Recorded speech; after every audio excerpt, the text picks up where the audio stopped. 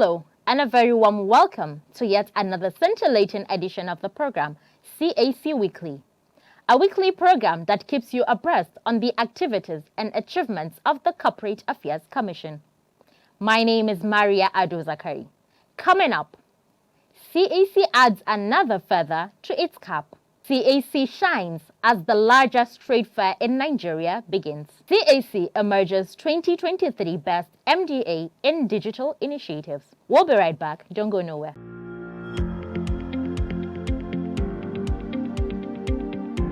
My name is Hussaini Ishaq Magaji, Senior Advocate of Nigeria and the 5th Registrar General of the Corporate Affairs Commission. Let me use this opportunity to thank Mr. President Senator Bola Ahmed Tinubu, GCFR, and the Minister of Industry, Trade and Investment, Dr. Doris Anache, for finding me worthy for the appointment into this important position. Let me also thank the management and the staff of the Corporate Affairs Commission for the cooperation given to me to come up with my 4-point agenda. Welcome back. Let's begin with another landmark achievement for the CAC. The Corporate Affairs Commission CAC has emerged as the first runner-up Ease of Doing Business category for the 2023 Digital Nigeria Award.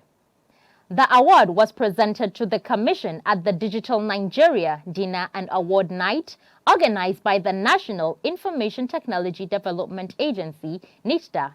The event, which was held at the International Conference Center Abuja on Thursday, October 26, 2023, was attended by high-ranking government officials, industry experts, leaders, and the media, amongst others.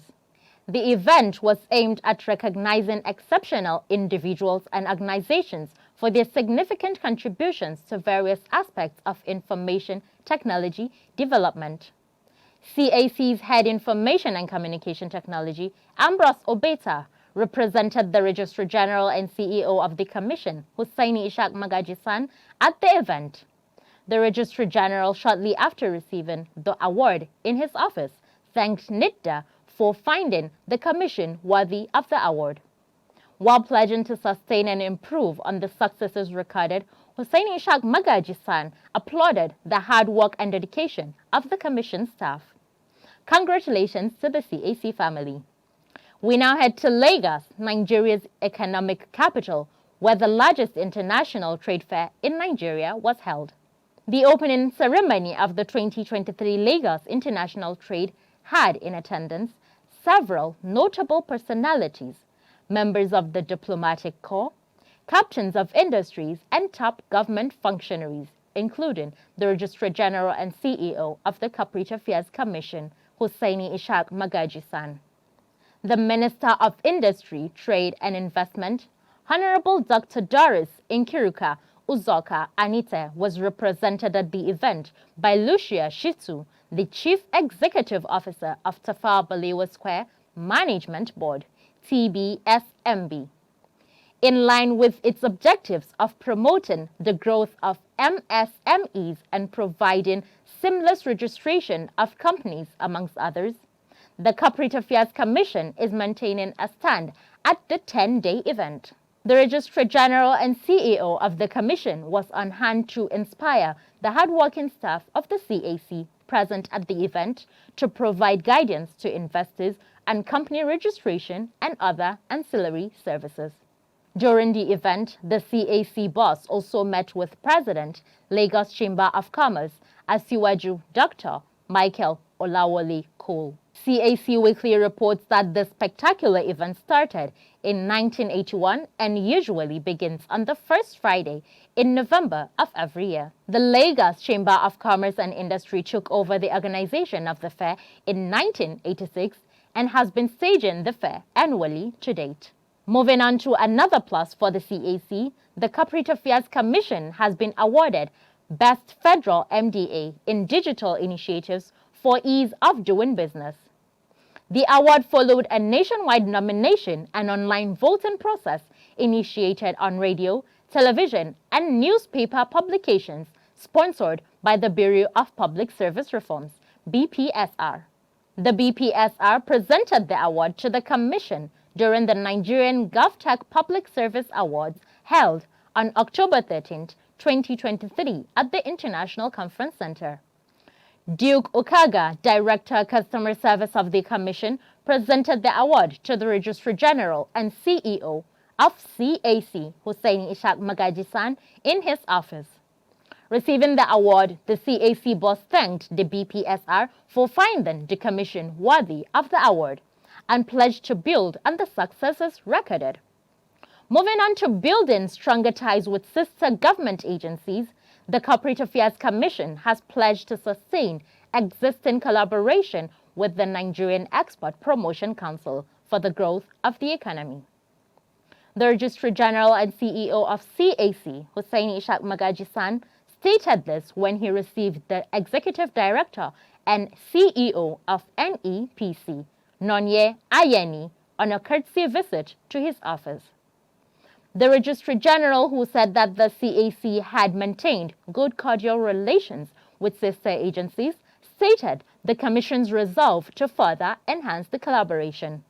Earlier, the Executive Director and CEO of NEPC, Nonye Ayeni, solicited the CAC's continued collaboration with the NEPC in line with President Bola Ahmed Tinubu's renewed hope agenda. In a bid to enhance their operations, Nonye Ayeni sought for the creation of a one-stop shop for verification of companies. She used the forum to highlight the agency's services, which include collaboration with strategic partners both nationally and internationally, providing market information. She also said NEPC is involved in export trainings and seminars, matching Nigerian exporters with potential buyers, advisory and coaching, administration of export incentives, amongst others. And on to another sister agency, the Corporate Affairs Commission, CAC, says it is exploring ways to partner with the National Agency for Science and Engineering Infrastructure, NASENI, to enhance its ICT infrastructure. The Registrar General and CEO of the CAC, Hussaini Ishaq Magaji-san, stated this while receiving the Executive Vice Chairman and CEO, Khalil Sulaiman Halilu, on a courtesy visit to his office. Hussaini Magaji-san said in a bid to further improve its operations and boost the enterprise registry solution, amongst others, the Commission was poised to partner with sister agencies with the requisite capacity.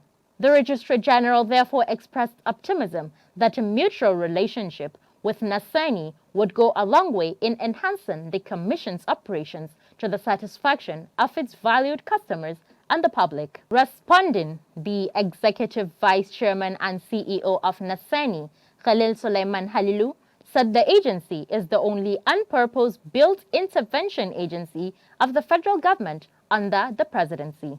Its mandate includes nurturing an appropriate and dynamic science and engineering infrastructure base for achieving home-initiated and home-sustained industrialization in Nigeria, Sulaiman Halilu said. Other areas covered by it include the development of relevant processes, capital goods and equipment necessary for job creation, national economic well-being and progress. He therefore revealed that it had secured a foreign direct investment from a Chinese firm to cover electric vehicles, solar transformers, lithium batteries, and drones, in addition to setting up a national data center. CAC Weekly reports that areas receiving NASENI's intervention include advanced manufacturing technology, education intervention, energy intervention, mechatronics, nanotechnology, and reverse engineering, amongst others. And non-compliance matters.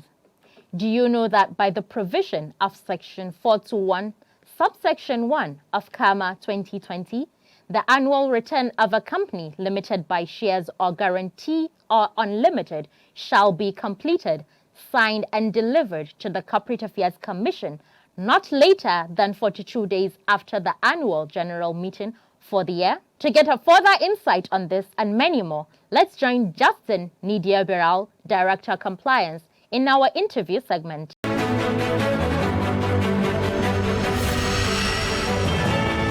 Dear Justin Barrow, many thanks for joining us on the program again.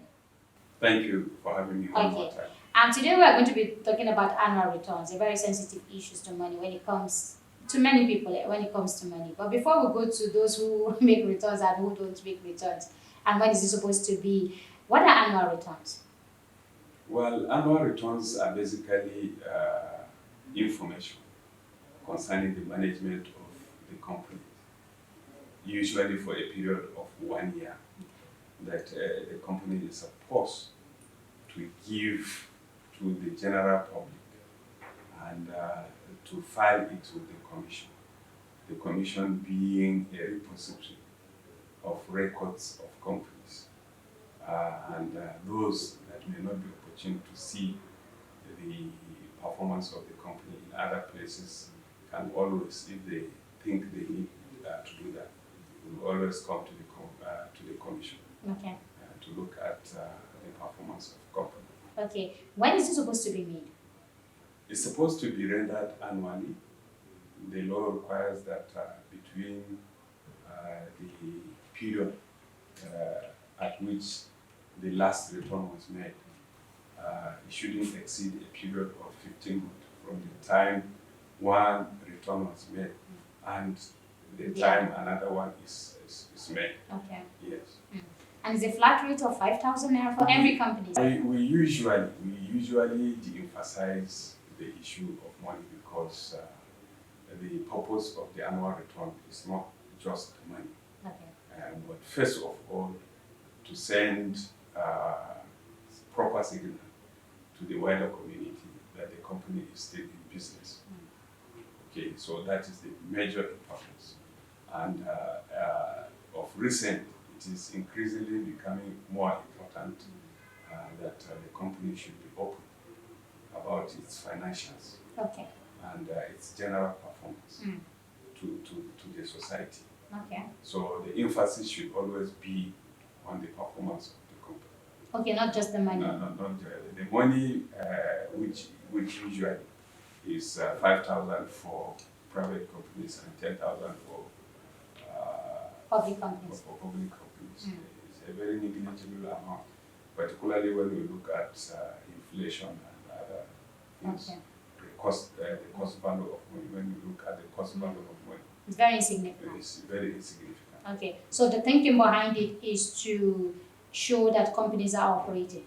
Yeah. Okay. To assure the members of the public that the company is in operation. Okay, so my company can decide to be dormant and then I'll just go and pay 5,000 naira at the end of the year.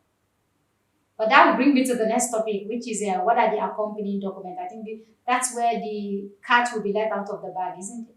Well, the proper thing is that nobody should, in the proper sense of the word, register a company to become dormant, except if you want to use it for some hidden purposes, for some hidden purposes. Yeah, but you know that there are a lot of companies that are dormant. Yeah. Yeah. For hidden purposes. For hidden purposes, yeah. Yes. We couldn't rule out the possibility that some people could register a company to pursue objects that may not necessarily be obvious at the time of registration. Okay. Yeah. Okay, so what are the accompanying documents when people make their annual returns or they want to render their annual returns? So once you make your financial statements, you produce your financial statements. That's all. Yeah. Yes. In the past, you are required to attach the financial statement in what is considered as PDF form. Okay.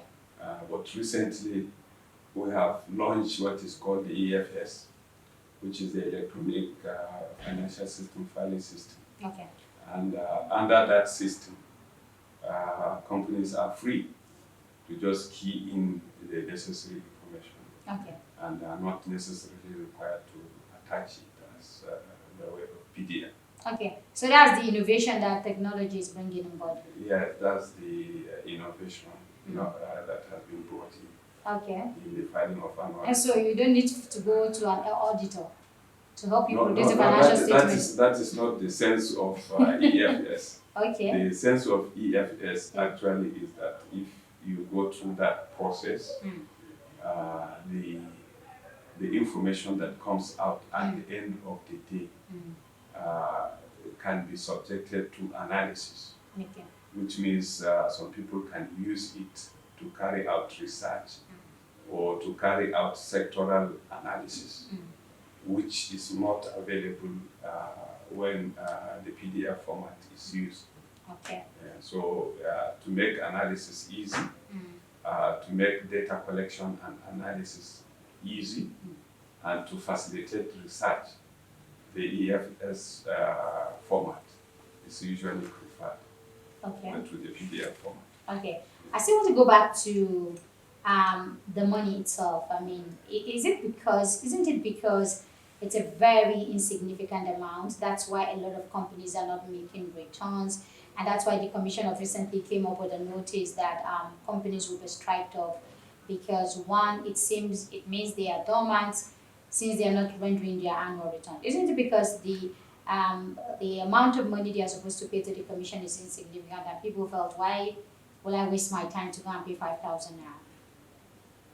Yes, if we consider it on what is considered as one-off basis, but if the returns accumulate over a period of time, you will discover that It's huge. it's huge, particularly when you add the penalties. Because what we have said is just the basic filing fee. When you file as and when due. But when you allow penalties, and the penalties accumulate over a period of time, sometimes, from the economic point of view, it might be cheaper to register a new company That's good. than to pay the accumulated annual returns. Okay, so let's go to the difference between annual returns and financial statements. Are they one and the same? No, the annual return usually requires specific information. What are the information that it requires? First of all, you disclose the name of the company, you disclose its registration number, you disclose its registered office address, you disclose now what is called the issued share capital of the company. Then you disclose also the paid-up capital of the company. Then you list the name of the directors. You indicate the name of the company secretary. And then for private companies, you can enter the name of the shareholders. And for public companies that have large number of shareholders, you can either attach the list of shareholders in electronic form, or yes, electronic form, because the form may not contain all the list of millions and millions of members of companies. So those are the basic information that are required in the annual return. Okay. Yes, but the financial statement is usually governed by rules of preparation of financial statement, which is extensively dealt with in the Financial Reporting Council Act. Okay. Yes. Okay. But for certain companies, like we say, you should file the annual return along with the financial statement. Otherwise, it won't be accepted. It won't be accepted. And the difference, the distinction is usually between small companies and companies other than small companies. Okay, so let's start with the small companies. Well, the small companies, from perspective of the law, is a private company in the first place. Then it is required also that it should not have a government as a member of the company, or a foreign national as a member of the company. Then the directors also between themselves should hold at least 51% shares of the company. Then other criteria include that its turnover should not be more than 25 million naira, and its net asset should not be more than 12.5 million naira. So once a company Falls into satisfies that category. these cumulative positions, it will be categorized as a small company, Okay. in which case it is not required to file financial statement Okay. and go on with its annual return. But it can make its annual returns. It It has will an have to- option. It has an option to either file the annual return just without the financial, or it can if it has the financial statement attached also. Okay. to the So it financial- can render its annual returns without the financial statement. Yes, the law gives them that liberty. Is there some kind of awareness for people to understand that you're not just opening a company expecting a big contract, but you have obligations to meet? Yes, the commission, along with other stakeholders, is trying to enlighten the wider public that you register a company not just for the fun of it, but if you have a business, if you have a business that you contemplate, then there would be a need for you to consider the option of registering a company. I asked this question because recently the University of Abuja did say that before a student graduates from that university, he or she must have registered a company. So I'm trying to figure out the influx of registration that will come in from that angle. Now, for students who will graduate with a company, a certificate of a company in their hands, not many of them will put that into use.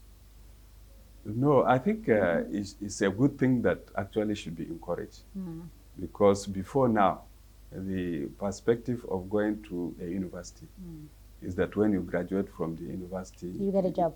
you look for a white-collar Job. I think the emphasis globally is changing, that you go to the university in order to become an entrepreneur.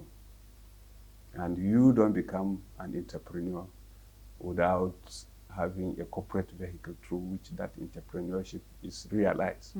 So I think rather than having a pessimistic view that the students will register the companies and when they graduate it goes comatose, one would have thought that they would also use the companies to actually run businesses and generate employment and reduce the rate of employment.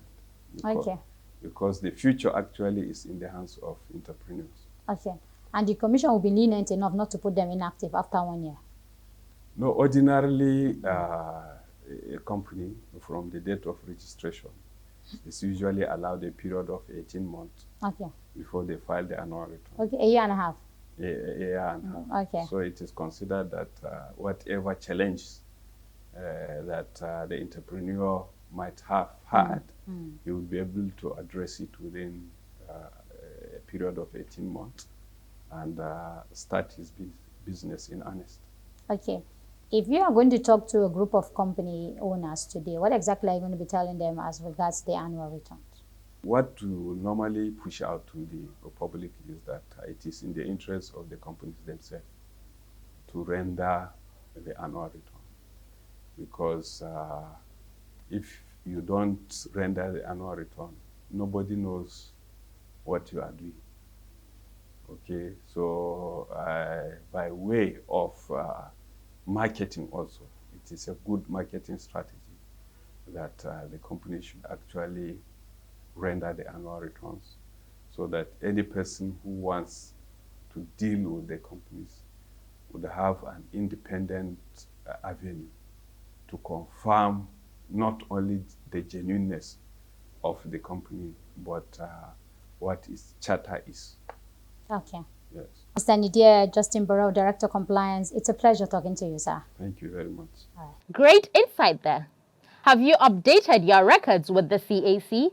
Well done if you have. And if you are yet to do that, please hurry now to the website at www.cac.gov.ng to update your record to avoid being struck off. The CAC remains committed to working hard to provide prompt and efficient service to customers in line with global best practices. And that does it for this week's edition of the program, CAC Weekly. We hope you enjoyed watching. For comments and inquiries, please take advantage of our social media handles and helpline. On Facebook and Instagram, you can find us at Corporate Affairs Commission. On X, formerly Twitter, we are at CAC Nigeria 1. Our email is at cservice@cac.gov.ng, and our website is www.cac.gov.ng. You can reach our call center at 070-8062-9000. Do join us next week for another interesting edition of the program. Same time, same station. From me, Maria Ado Zakari, and the whole team here, it's bye for now.